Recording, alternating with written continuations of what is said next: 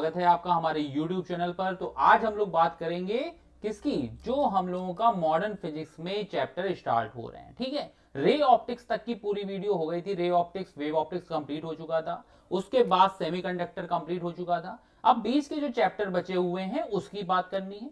तो जो हमारी वीडियो सीरीज स्टार्ट चल रही थी कि 1 दिसंबर से लेकर के अप टू बोर्ड, जब तक आपका बोर्ड एग्जाम है तब तक आपके साथ लगे रहेंगे। कहीं पर भी आपको टेंशन लेने की जरूरत नहीं है। बीच में एक डेरिवेशन की सीरीज भी स्टार्ट हुई है, उससे आप डेरिवेशन अपने कवर कर सकते हैं आराम से। ठीक है, बहुत दिक्कत नहीं होने वाली। कुछ कुछ वीडियो के जो मेन पॉइंट हैं वो शॉर्ट्स के फॉर्म में दिए जा रहे हैं, ताकि आप जब भी सोते समय आप जो 15-20 मिनट स्क्रॉल करते हैं वो भी आप पढ़ाई की ही बातें करें। ये जो 2 महीने हैं, अगर आप ये सुधार ले गए तो पुराने पाप आपके कोई नहीं पूछने वाला। ठीक है, पुराने जो भी हमने साल भर में पाप किए थे, अगर नंबर हमारे अच्छे आ गए, पेपर अच्छे चले गए, तो कोई रिलेटिव, कोई भी इंसान नहीं पूछेगा कि साल भर आपने क्या किया है। आपकी एकदम से इमेज क्या होगी, बदलने वाली है। तो बेटा अब हम लोग मेहनत तो करेंगे ही करेंगे।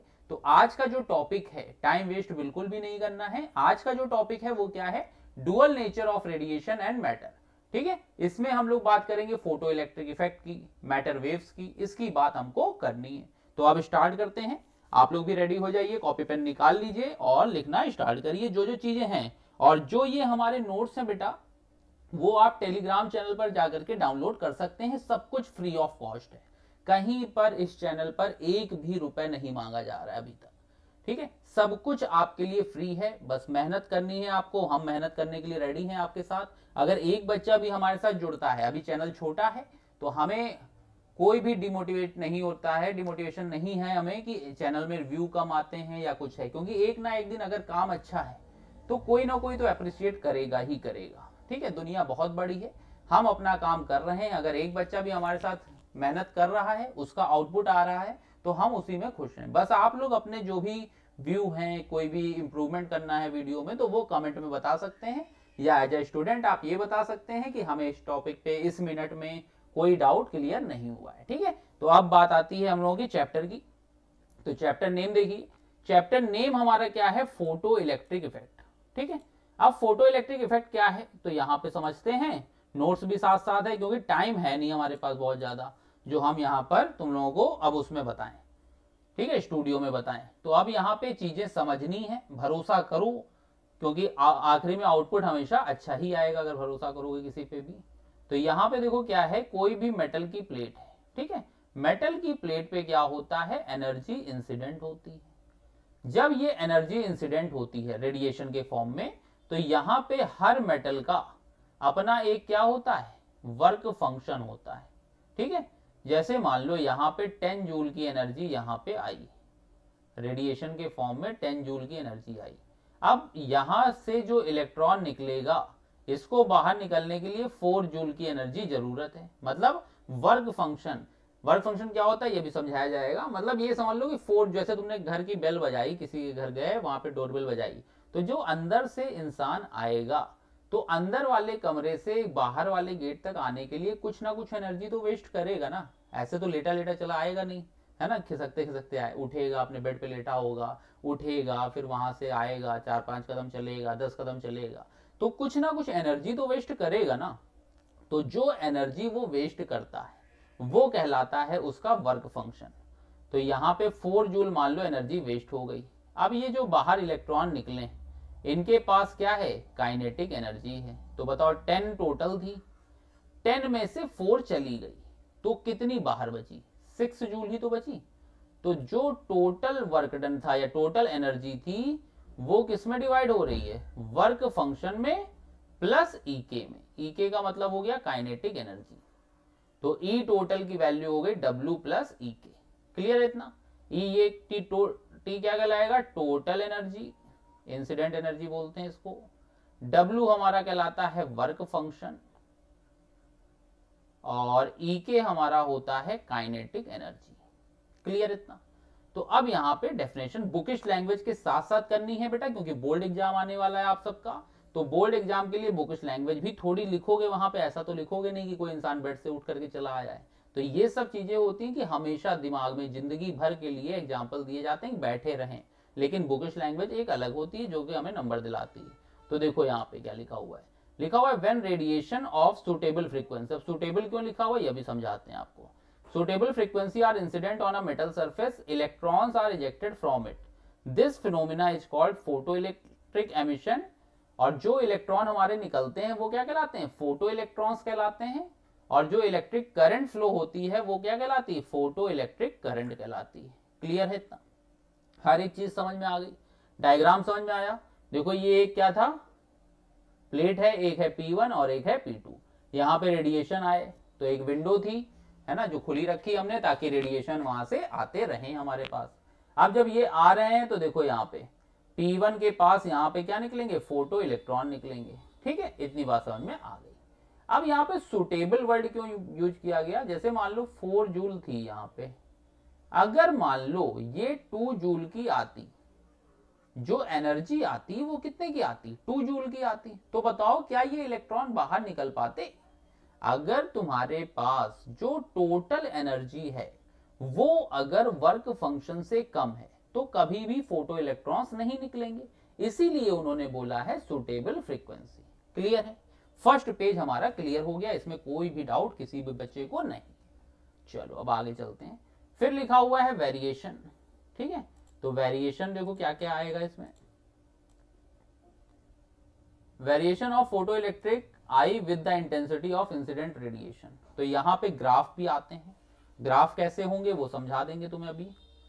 तो देखना यहाँ पे सबसे पहले लिखा हुआ है कि फोटो इलेक्ट्रिक आई और इंटेंसिटी पे अगर हम बनाएंगे, तो अगर इंटेंसिटी ज्यादा करेंगे तो करंट की वैल्यू भी क्या होगी, बढ़ेगी। ये हमारा हमेशा क्या होता है, रिलेशन होता है, इंटेंसिटी आई यहाँ पे लिखा हुआ है, ग्राफ बना भी हुआ है, तो ग्राफ में तो ऐसा कुछ नहीं समझाना, आई और आई। तो यहाँ पे अगर तुम इंटेंसिटी बढ़ाओगे तो करंट भी क्या होगी, बढ़ेगी। ठीक, इतनी बात समझ में आ गई। फिर उसके बाद आता है कि अगर वोल्टेज हम लोग बढ़ाएंगे, ठीक, वोल्टेज में क्या चेंज आएगा, तो वोल्टेज देखो क्या होता है, जैसे मान लो यहाँ पर एक स्टॉपिंग पोटेंशियल भी यहाँ पे आ जाएगा, एक सैचुरेटेड करंट भी आ जाएगी। तो देख लेते हैं यहाँ पे। तो सबसे पहले हम समझते हैं यहाँ पे कि ये जैसे मान लो कि यहाँ पर ये 10 जूल की एनर्जी आई थी, ठीक, 4 जूल हमारा यहाँ पर वेस्ट हो गया, तो यहाँ पे कितना बचा, 6 जूल बचा। ठीक है, एक एग्जांपल से समझाते हैं, आपको हर एक चीज समझ में आएगी।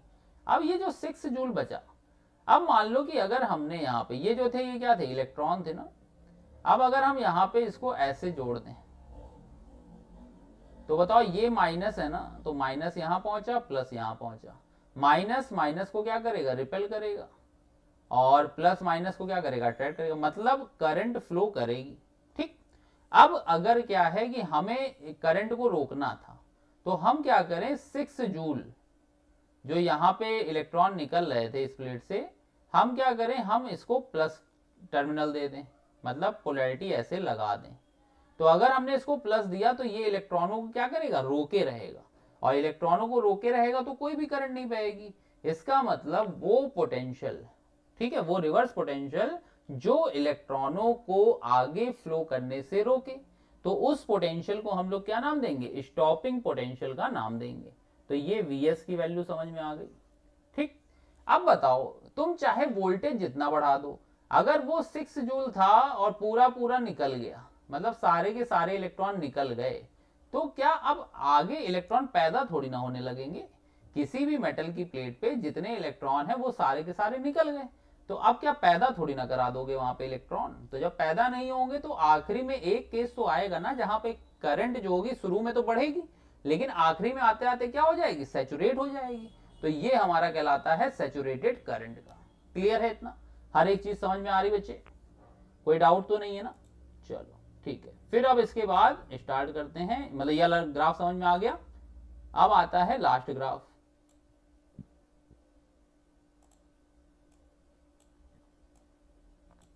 लास्ट ग्राफ क्या होता है कि अगर हमें फ्रीक्वेंसी से बताना हो, ठीक है, अगर हमें बताना हो फ्रीक्वेंसी से, तो तुम ऐसे समझो कि ई जो फॉर्मूला होता है, ई टोटल का फॉर्मूला क्या होता है, एच न्यू होता है। ठीक है, इतनी बात समझ में आ गई। तुम्हारे पास ऐसे समझो ये तुम्हारा 4 जूल ही था, एक बार तुम्हारे पास एनर्जी आई 10 जूल की, तो बाहर जो इलेक्ट्रॉन निकले उनके पास कितनी एनर्जी थी, 6 जूल की थी। अभी भी प्लेट वही है तो 4 जूल तो होगा ही होगा। अब मान लो तुम्हारे पास आई है 20 जूल की एनर्जी, है ना, क्योंकि फ्रीक्वेंसी अगर बढ़ाओगे तो टोटल एनर्जी क्या होगी, इंक्रीज होगी। और अगर 10 के बाद 20 आई है तो बताओ अब की बार ईके की वैल्यू कितनी हो जाएगी, ईके की वैल्यू हो जाएगी 20 माइनस 4। ये बात समझ में आई, तो ये हो जाएगा 16 जूल। अब तुम खुद दिमाग लगा के बताओ कि 6 जूल को रोकना ज्यादा सिंपल है कि 16 जूल को रोकना ज्यादा सिंपल है।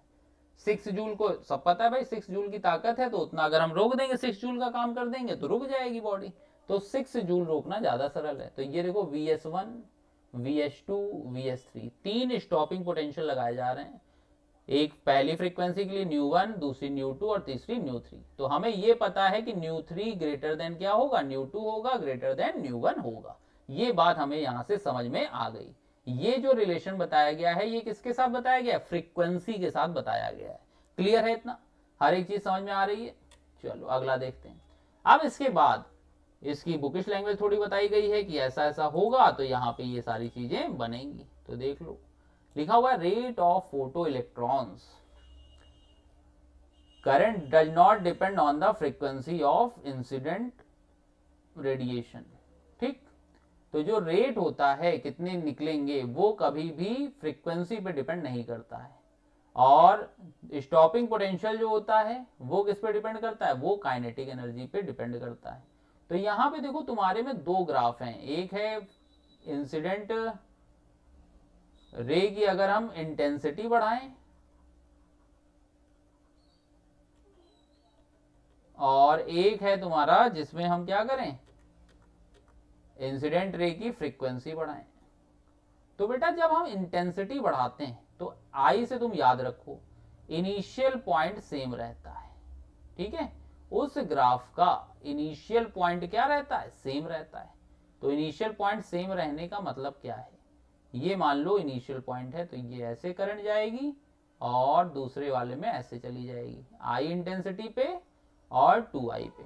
ठीक है, दोनों केस में स्टॉपिंग पोटेंशियल क्या रहता है, सेम रहता है, इसीलिए हमने कहा इनिशियल पॉइंट सेम रहता है। फ्रीक्वेंसी में बेटा यही ग्राफ अगर तुम बनाते हो तो ये ग्राफ ऐसे जाता है जैसे पिछले पेज में बना हुआ था। तो यहां पे तुम देखो लास्ट में जाकर के ये मैच कर जाता है, यहाँ पे स्टॉपिंग पोटेंशियल 1, यहाँ पे स्टॉपिंग पोटेंशियल 2। तो फ्रीक्वेंसी का मतलब हम लोग किससे नापते हैं, फाइनल पॉइंट से। तो ये हमारा इंटेंसिटी पे इनिशियल पॉइंट सेम और फ्रीक्वेंसी पे क्या, फाइनल पॉइंट सेम होता है। क्लियर है इतना।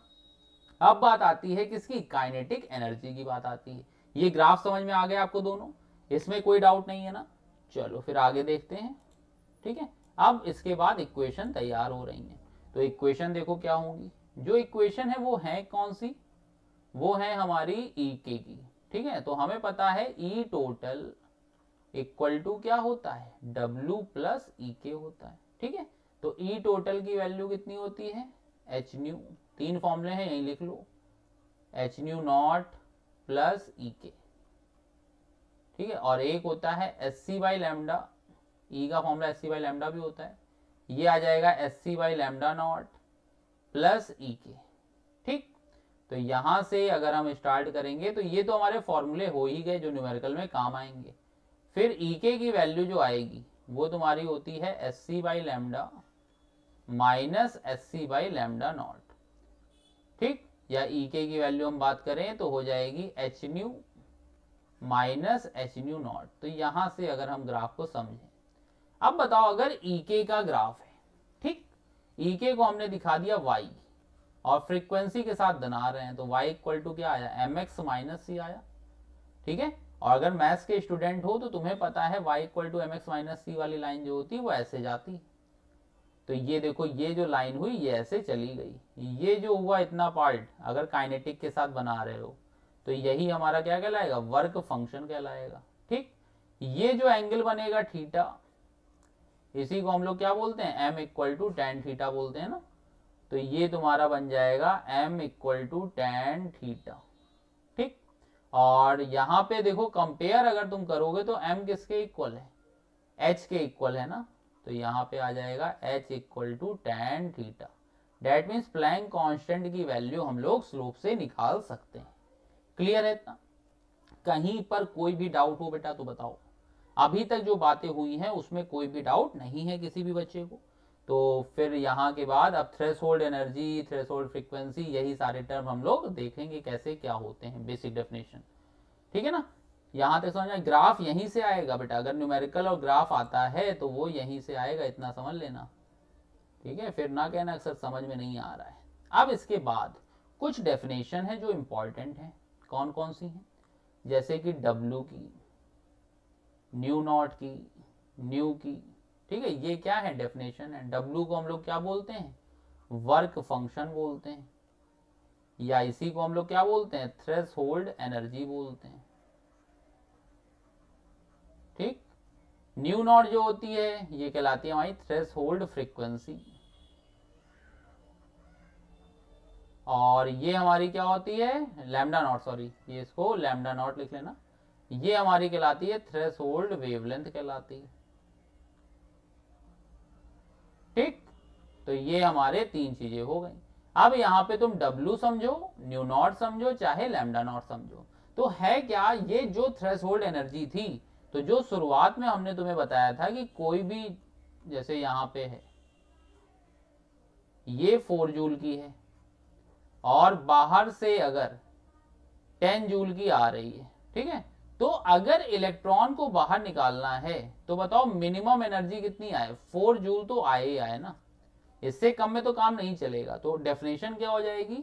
The minimum amount of energy required to eject on electron from the metal surface, मतलब मेटल की सरफेस से बाहर निकालने के लिए जो मिनिमम नंबर ऑफ अमाउंट की एनर्जी की जरूरत होती है, वही हमारी क्या कहलाती है? थ्रेशोल्ड एनर्जी कहलाती है। क्लियर है इतना?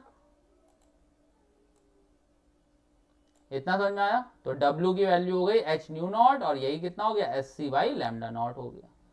समझ में आ गया? चलो आगे चलते हैं। फिर इसके बाद देखो अगले पेज पे, तो बस उसी को जो तुम समझ चुके हो वही बार बार रिपीट होगा, और कुछ भी नहीं है। न्यू नॉट की वैल्यू हो गई थ्रेशोल्ड फ्रीक्वेंसी, लैम्डा की वैल्यू क्या हो गई? लैम्डा नॉट की थ्रेशोल्ड वेवलेंथ। तो वही सारी चीजें अब रिपीट होंगी, सिंपल चैप्टर है।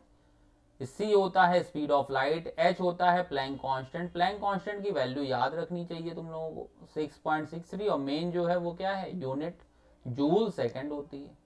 SI यूनिट की बात करें तो जूल होती है, और 1 EV, जनरली ये मेगा इलेक्ट्रॉन वोल्ट में या EV में दी रहती है तुम्हें। टोटल एनर्जी की बात कर रहे हैं तो 1 इलेक्ट्रॉन वोल्ट जो होता है वो कितना होता है? 1.6 इंटू 10⁻⁻19 जूल।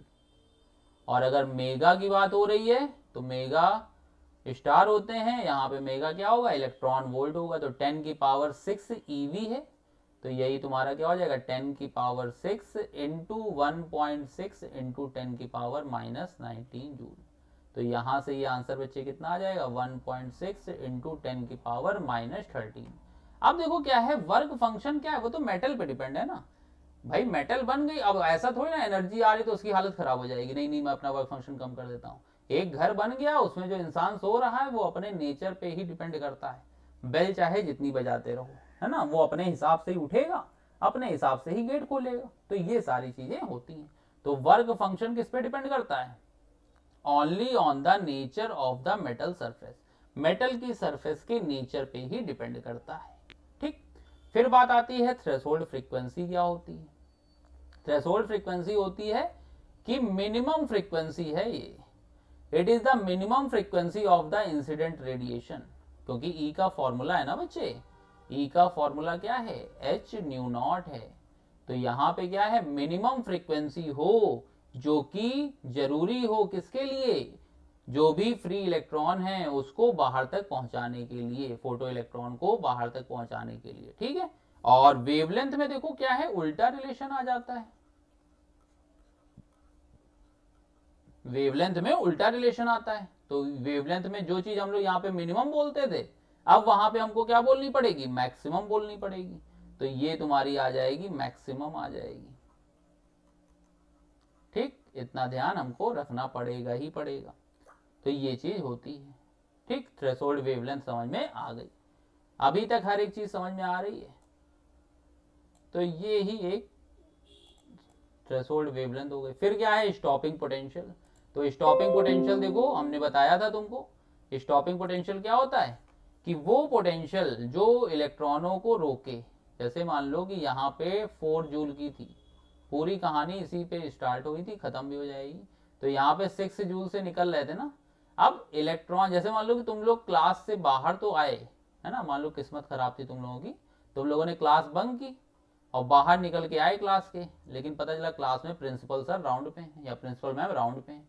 तो सारे के सारे इलेक्ट्रॉन क्या हो गए, अब आगे तो जा नहीं पा रहे हो, है ना, आगे तो जा नहीं पाओगे। तो इसका मतलब उस समय तुम रुक गए, लेकिन अपने घर से बाहर निकले थे, ठीक है, अपनी तुम यहाँ पे क्या था, दहलीज पे निकले हुए थे, आउटर सरफेस पे खड़े थे, लेकिन तुम मूव नहीं कर पाए। तो वो हमारा क्या होगा, वो हमारा कहलाएगा स्टॉपिंग पोटेंशियल, जो कि रोकने के लिए जरूरी हो। तो वही लिखा हुआ है, the retarding potential at which maximum kinetic energy of photo electrons become zero is called stopping potential. Clear है इतना। तो के मैक्स का फॉर्मूला भी है, के मैक्स का फॉर्मूला हो जाएगा E इंटू वी एस। ठीक, ये चीज समझ में आ गई। अब कुछ लॉ है इसके, फोटो इलेक्ट्रिक के लॉ के बारे में बताया जाएगा, थ्योरी पार्ट है, पूरा पूरा लिखा हुआ है, वहीं पे एक्सप्लेन कर देंगे।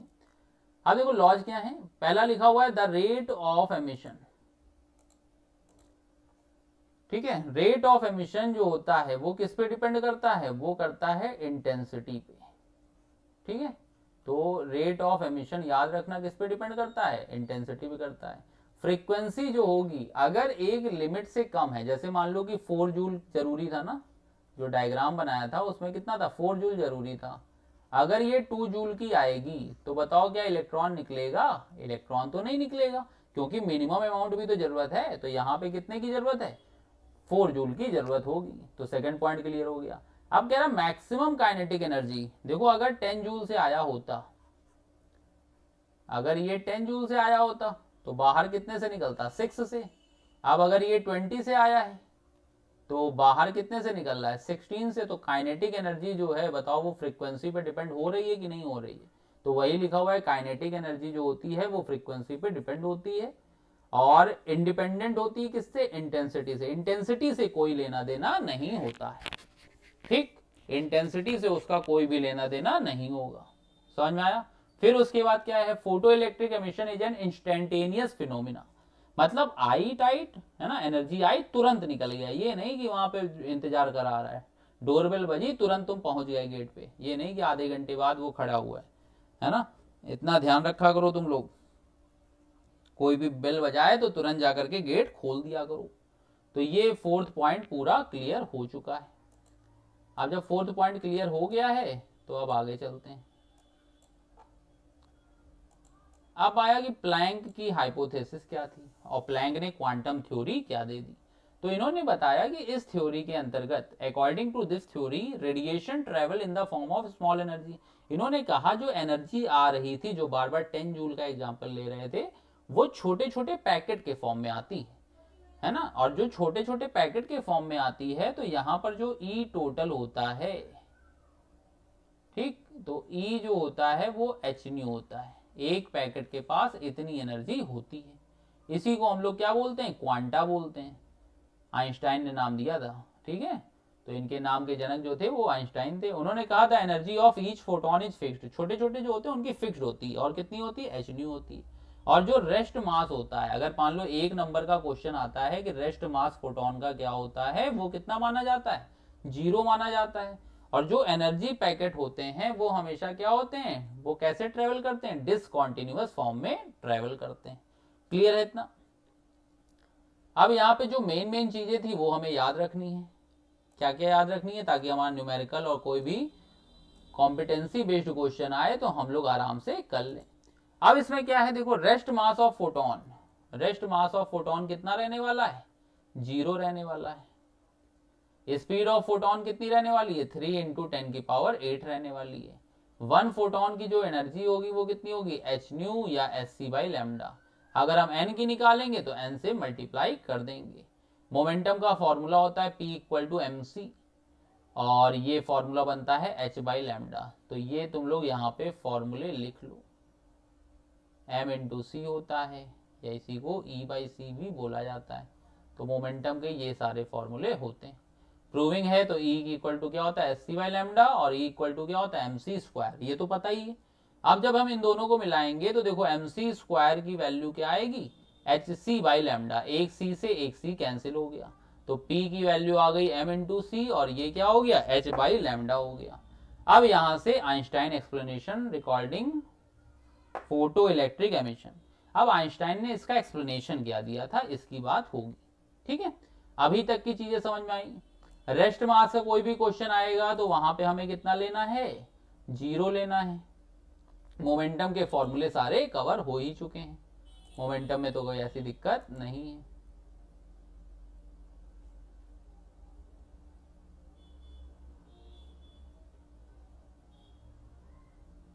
ठीक, इतना समझ में आ गया। अब प्लैंक की जो हाइपोथेसिस थी वो समझ में आ ही चुकी है। इसके बाद हम लोग यहां पे देखते हैं, तो जो मेटल की सरफेस से था, ठीक है, मेटल की सरफेस से जो यहाँ पे चीजें आ रही थी वो हमें पता था कि किस फॉर्म में निकल रही हैं, काइनेटिक एनर्जी के फॉर्म में निकल रही हैं। ठीक, इतना समझ में आ गया। तो अब यहाँ पे देखो तुम ध्यान से,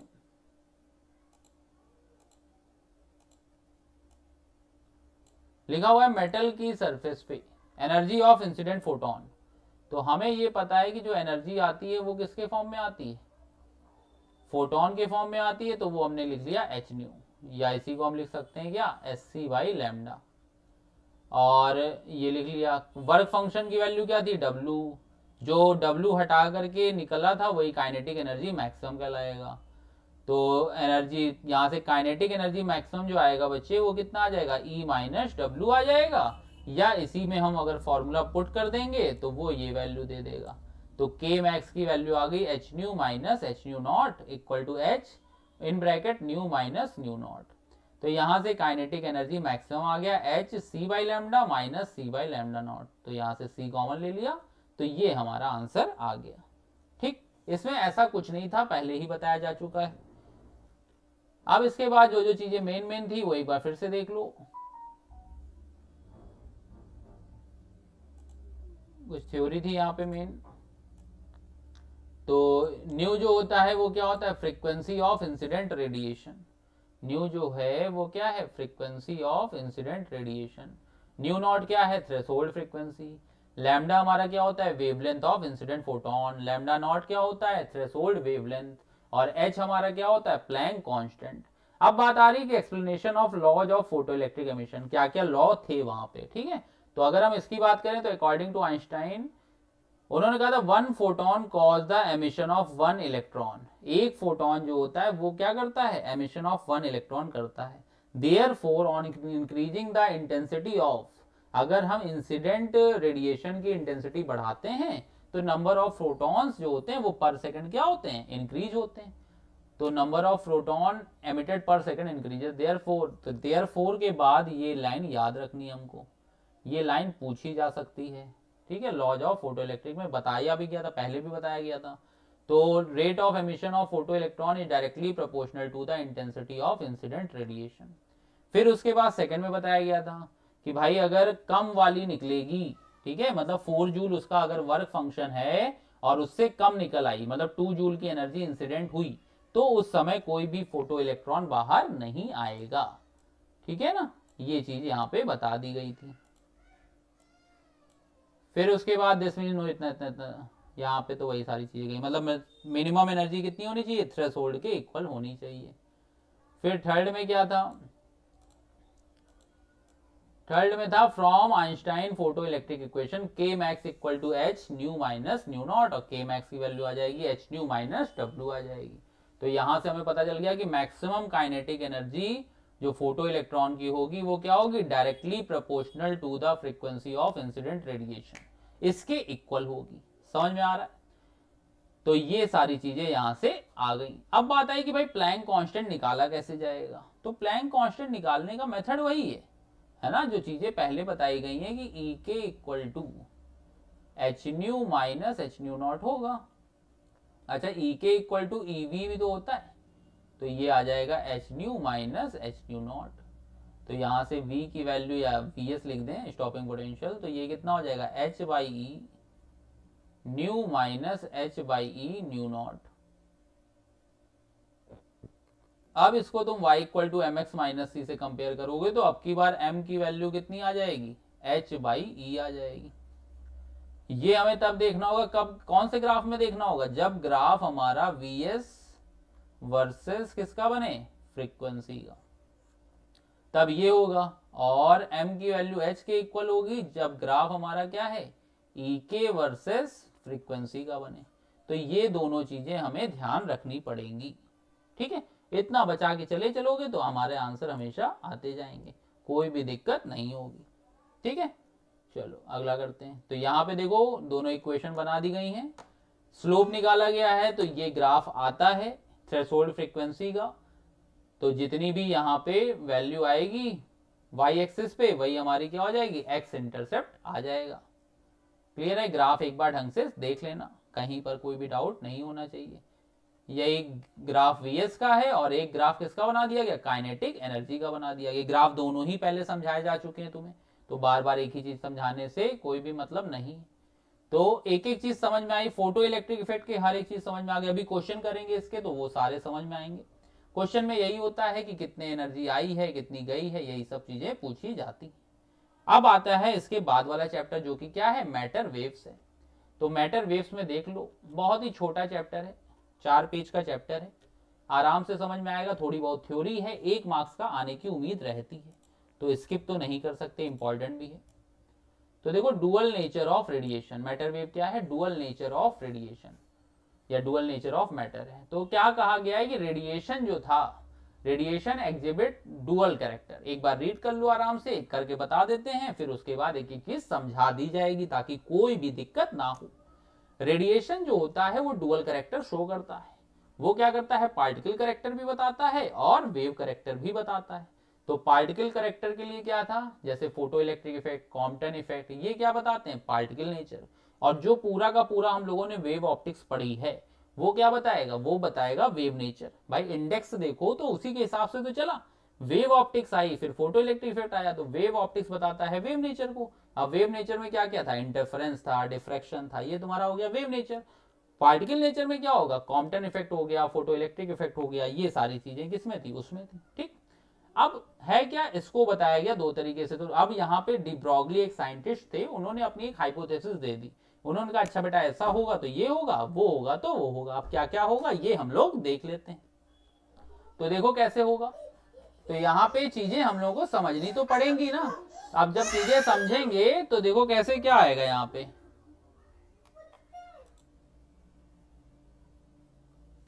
तो अब यहाँ पे देखो क्या है कि ये तुम्हारा डी ब्रॉगली ने हाइपोथेसिस दी थी। डी ब्रॉगली ने मान लिया कि क्या क्या चीजें चेंज होंगी, तो उस हिसाब से हम आंसर निकाल लेंगे। तो इन्होंने क्या बताया कि जो नेचर होता है वो 2 फॉर्म में होता है, ठीक है। किस किस फॉर्म में होता है, एक या तो मैटर के फॉर्म में होता है या रेडिएशन के फॉर्म में होता है, ठीक है। या तो मैटर के फॉर्म में होगा या रेडिएशन के फॉर्म में होगा। तो अब यहाँ पे देखो इन्होंने कहा radiation exhibit dual character, that is particle character और वेव कैरेक्टर। जो रेडिएशन होता है उसमें दोनों टाइप के नेचर होंगे, कौन कौन से, मैटर भी होगा और वेव भी होगा, मतलब पार्टिकल कैरेक्टर भी होगा और वेव कैरेक्टर भी होगा। एंड नेचर लाइक सिमेट्री, ठीक है। अब इन्होंने कहा matter should also exhibit dual character, ठीक है। मैटर भी क्या होना चाहिए, डुअल कैरेक्टर को शो करना चाहिए। Therefore wave should be associated with matter which are called matter waves. इन्होंने कहा कि वेव्स जो होंगी वो भी मैटर के साथ क्या होंगी, एसोसिएटेड होंगी। तो उन वेव को क्या नाम दे दिया गया, मैटर वेव्स नाम दे दिया गया। और उनकी वेवलेंथ को नाम दे दिया गया, वेवलेंथ भी कहलाएंगी, ठीक है ना।